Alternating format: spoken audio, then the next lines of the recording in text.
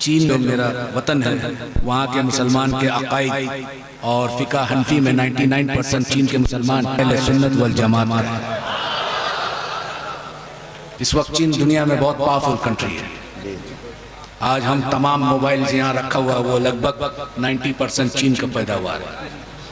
मेरा मादरी ज़बान चाइनीज़ है। अब चीन के बारे में थोड़ा मैं जानकारी दे दूँ। हम रसूलुल्लाह सल्लल्लाहु अलैहि वसल्लम के ताज़ीम में जब वहाँ जुमा का नमाज होता है तो हर मस्जिद है, तो जुमा के नमाज के बाद सलातो सलाम पढ़ा जाता है। और जब सलातो सलाम पढ़ा जाता है, अगर ये गांव साइड में मस्जिद है तो वो किसान लोग खेती करता है, तो जब ये सलातो सलाम पढ़ा जाता है और इसका आवाज़ जहाँ तक जाता है औजार छोड़ के खड़े हो जाते हैं। सुभान अल्लाह, सुभान अल्लाह। मैं ऐसा ताज़ीम दुनिया के किसी भी मुख्तलिफ इलाकों में सफ़र कर हासिल किया, लेकिन देखा नहीं। आज से 250 साल पहले 4 बुजुर्ग हिंदुस्तान आए थे चीन से। उनको सिलसिला नक्शबंदिया मुजद्दिदिया में बैत किए, खिलाफत दिए। उन 4 में 3 इमाम थे, तीनों को इजाज़त और खिलाफत मिली। ये 3 शख्स जिसको खिलाफत मिली थी उनका नाम है सैयद दाऊद रहमतुल्लाह अलैह, शाह कमालुद्दीन नक्शबंदी रहमतुल्लाह अलैह, शाह शमसुद्दीन रहमतुल्लाह अलैह। ये 3 खानका 250 साल से चीन में मौजूद है आज तक। मेरी तालीम चाइना में हुई। जब तमाम तालीम खत्म हो गया, ग्रेजुएशन हो गया चाइनीज ज़बान में, तो मेरा वालिद साहब कहे कि क्या बनना चाहते हो, डॉक्टर, इंजीनियर?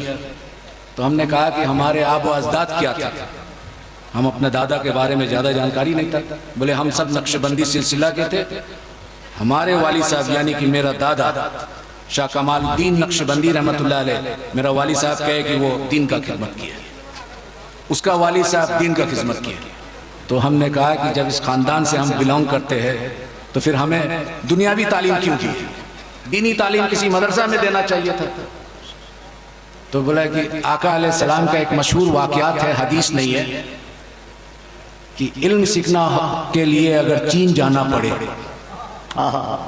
बस इस वजह से हमारा ताल्लुका चीन से है। और ये आका अलैहिस्सलाम के ज़माने में बहुत मशहूर था, इसलिए हमने चीन भेज दिया तुम्हें। बहरहाल तब मेरा शौक़ और ज़ौक़ इमाम रब्बानी मुजद्दिद अफ़सानी रहमतुल्लाह अलैह पे हुआ कि सिलसिला नक्शबंदी मुजद्दिदी का बानी जो है इमाम रब्बानी मुजद्दिद अफ़सानी रहमतुल्लाह अलैह। तो जिस शख्स के बारे में मैं जानता नहीं, उनके मजार में जाकर किस तरह ताज़ीम और तकरीम किए मैं नहीं जानता, इसलिए मैं नहीं जाता था। पहले इस शख्स के बारे में जान लूँ, फिर उसके बाद तो मैं स्टडी करने लगा, उर्दू पढ़ने लगा। फिर बहुत जल्दी पढ़ा, क्योंकि बड़ा जब शौक़ होता है किसी लैंग्वेज को सीखने के लिए तब अल्लाह ताला भी मदद करता है। वो दीन का मामला था, तसव्वुफ़ का मामला था, तो बहुत जल्दी ये मरहला ख़त्म हो गया। फिर बहुत सारे अरब ममालिक में मैं गया देखने के लिए, मिस्र, सूडान, इथियोपिया, जितना अरब मुल्क है। फिर उसके बाद सेंट्रल एशिया गया, जितना 1991 में उज़्बेकिस्तान, किर्गिस्तान, सोवियत यूनियन टूटने के बाद इस हिस्सा में मुसलमान हनफी जा रहा है, अब तो तुर्की तक। जब दीनी तालीम पूरा मुकम्मल हो गई, अब ज़ौक़ और शौक़ व तसव्वुफ़ क्या है। और तसव्वुफ़ सीखने के लिए सबसे पहले आपको 2 चीज़ चाहिए। एक आपको कामिल मशाइख, जिसको हम पीर साहब कहते हैं। आज यहाँ एक बहुत बड़े पीर महबूब अली शाह रहमतुल्लाह अलैह यहाँ आज हम लोग को हाजिरी का नसीब हुआ।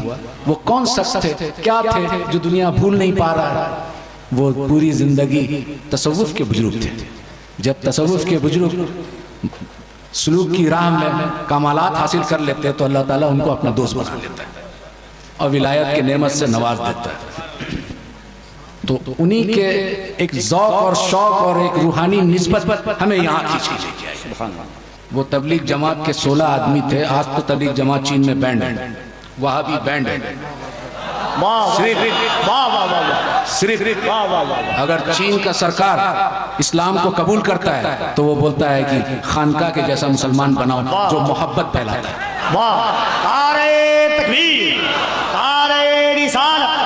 मसलके आला हज़रत, मसलके अहले सुन्नत। सुभान अल्लाह। अब सवाल है, अरब में देखते हैं लोग, अरब से इस्लाम आया, सहाबी अरबी थे, ताबईन अरबी थे, तबे ताबईन अरबी थे, आका अलैहिस्सलाम अरब में आए। तो अरब में खारजी भी आया था, राफजी भी आया था, मुतजल्ला फिरका जो है अरब में आया था, ये तमाम शिया जो हजरात है, लेकिन ये सब यहाँ अरब में आया था, हिंदुस्तान में नहीं आया था।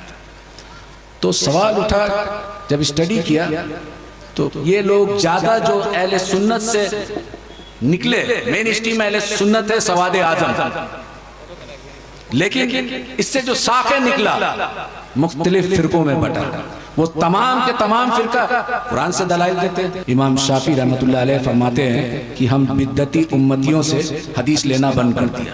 उम्मत में बदतरीन उम्मत वो है जो आका अलैहिस्सलाम की ताजीम के लिए दलील के कायल है, दलील ढूंढता है। आका अलैहिस्सलाम के ताजीम के लिए जो दलील मांगे वो इमाम शाफी के नजदीक बदतरीन उम्मत है।